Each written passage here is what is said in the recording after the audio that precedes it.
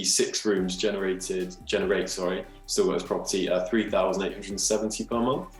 I then got the property revalued, and it came out at £430,000. So it was a significant increase, obviously, from what I bought it for. And there was a nice chunk of profit there in between, after all the costs and what it's actually worth.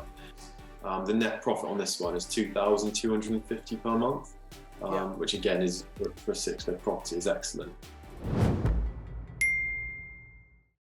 We're going to go to a case study now that's going to be a practical example of momentum investing. So if we can turn the screen on, please, and let's introduce David Granite. Hi, David. How are you? Hi, Simon. I'm very well, thank you. Can we turn the screen on? I'm good, thank you. Can we turn the screen on here, please? Okay, great. Fantastic. I'm really good, David. Sure. Thanks so much for taking time to come and share with us.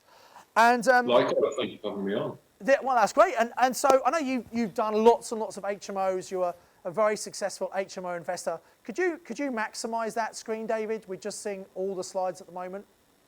Yeah, sure. I shall play from the start. Yeah. Yeah, great. Fantastic. So David, first of all, let's give everyone just a little bit of background. What did you do before property, David?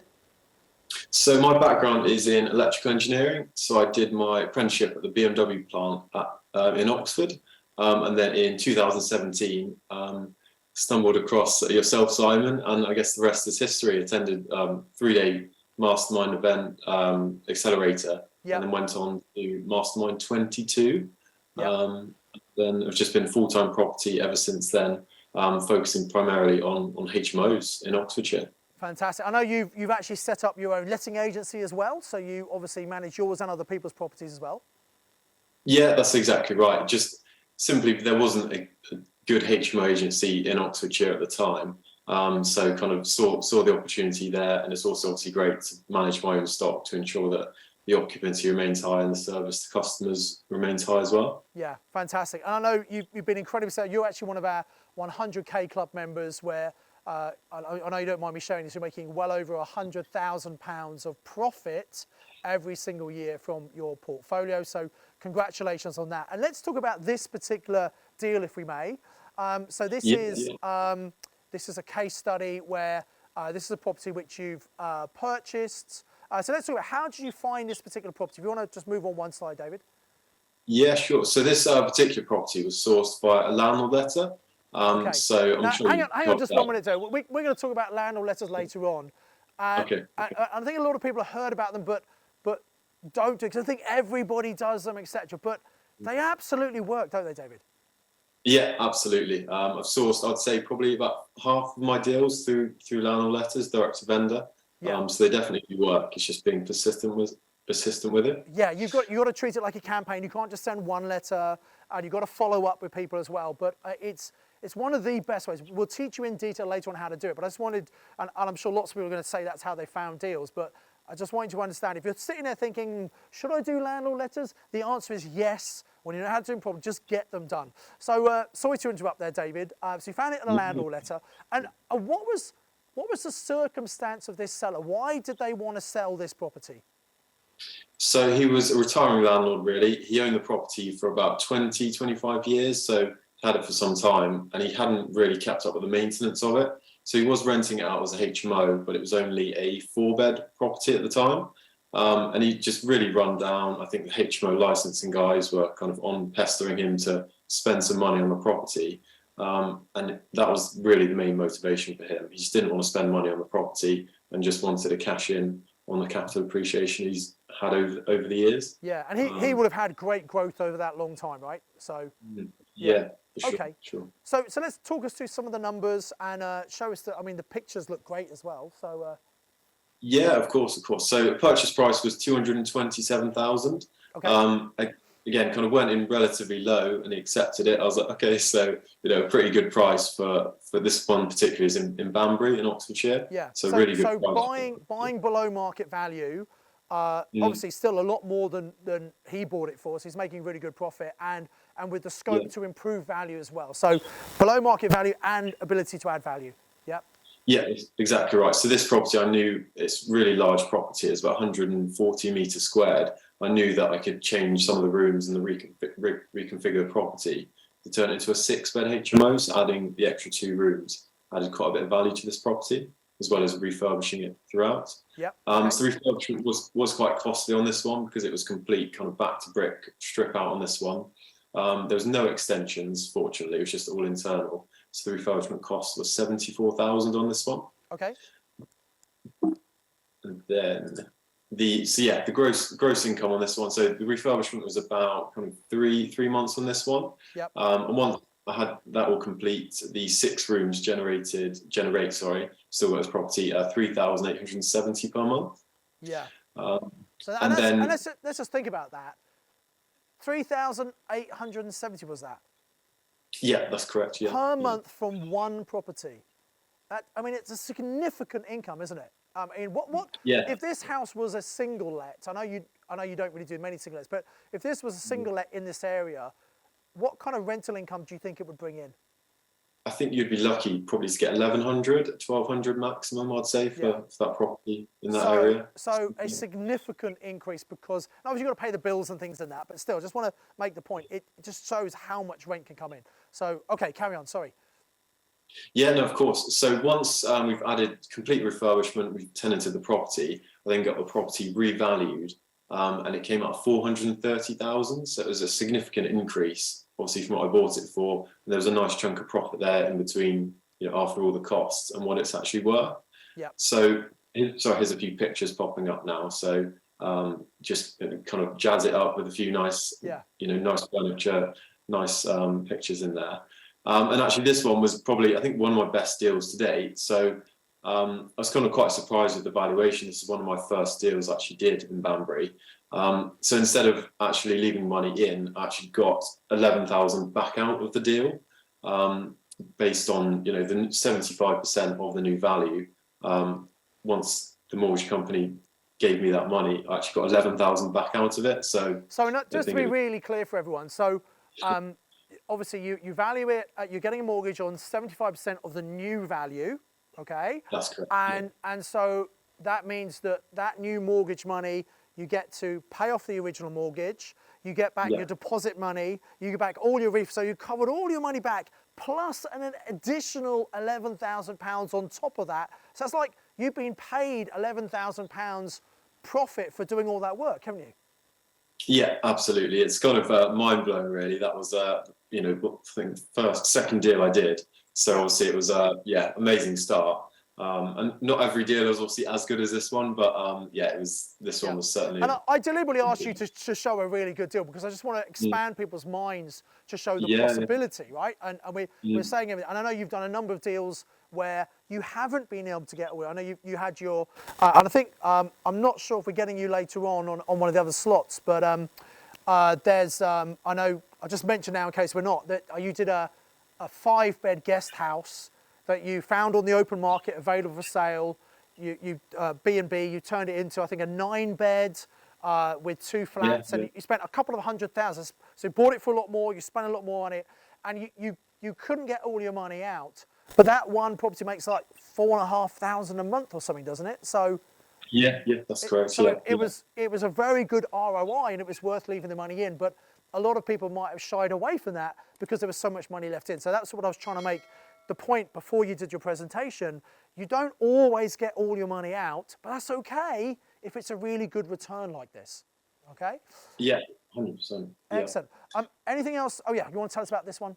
Just two more points on this. So after all the mortgage has been paid, the bills, the net profit on this one is $2,250 per month, which again is for a 6-bed property is excellent. It is very good. Yeah. And obviously the return on investment is infinite because I've got no money left in it. So it's absolutely. I mean, this one property, it's not quite a mega deal, not quite over 3, but this one property for some people would more than replace their income. Yeah, that was pretty much a little bit around what I was on as an engineer at BMW, not quite far off that. So it is pretty much. Now this is a great case, but I know what some people are thinking, David. They're sitting and saying, well, it's all right for David. What if I don't have the deposit money?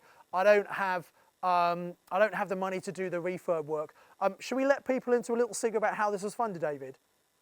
Yes, it's all private private investor funds on this one, so I actually had none of my own money into it. It was all working with private investors, raising money on a loan basis to fund the 25% deposit and the refurbishment costs. So you obviously, I mean, I know you came on Mastermind Accelerator, then obviously you came on Mastermind program, and obviously you've then learnt, we teach on Accelerator how to go and find people. You've gone out, raised, and this was only your second deal, so it's not like you were an incredibly experienced investor, but you followed the process we taught you to raise money, and you've been able to find people who get a great return on money. That's why they're happy. So they know you, they like you, they trust you, they lent you money. You've given all their money back, and this is a little distinction I want to make here. Sometimes people do joint ventures, which can be great, and I know you've done some joint ventures as well, where you have the property, someone else puts the money in, and then they have a share of the cash flow and the equity growth. But in this case, instead of giving away half the property, once you've given the person their money back, they don't have any interest. If you do a private loan, they don't have any interest in it. So joint ventures are great, but private loans are better because it means that once you've paid that person back, you've got all of the equity and all of the cash flow. And I know obviously there's a mortgage still that's got to be paid, but private loans are something you should definitely be thinking about, as well as joint ventures, because it gives you so much more profit. And people sometimes think, well, if someone's putting the money in, I have to give them half of the profit. I have to give them half the cash flow. No, you don't. You don't have to do that. There are some people who are really happy just to lend you the money, get a great return on that money, and then once you pay them back, you've got the property all to yourself. I know you've done private loans, you've done JVs as well, and we're going to talk about it more, I think, on day 3. But any comments or observations you've got about loans or JVs that might be useful for the people watching, David?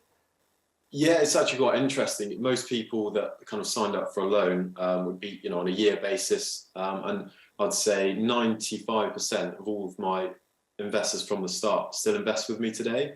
And obviously it's nerve-wracking, when it's a year long, but most of them do reinvest. As we know, it's quite difficult to find a good, safe place to put your money to get a good return on it. And so a lot of people just roll it over. Yeah. It's an interesting point. When you give that money back to people, they've got used to getting a high rate of return, much, much higher than they get in the bank. And they kind of always say, well, thanks for the money, but do you want it back? And that happens a lot, doesn't it?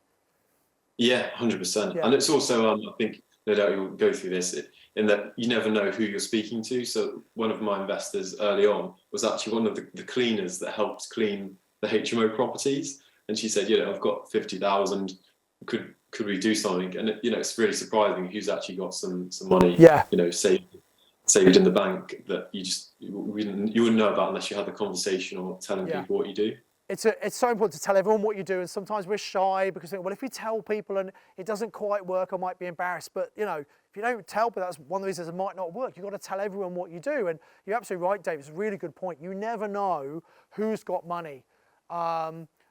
Just because someone's a cleaner, for example, doesn't mean they've not been good at saving. Doesn't mean they might have just inherited a load of money. Yeah. They don't know what to do with it, right? So we're going to talk more about this on the last day about raising money. It's about you recognise you're helping these people get a great return. So thank you so much for sharing this, David. We've got just a couple of minutes. Let's go to you, Andy, see if there are any specific questions that people might have about this particular deal or about momentum investing that David or myself can maybe answer. So if you've got a question, type question into the chat box. You can then either, maybe Andy can read questions out, or we can bring you on screen and share. While we're waiting for any questions to come through, any final comments, David, about this deal?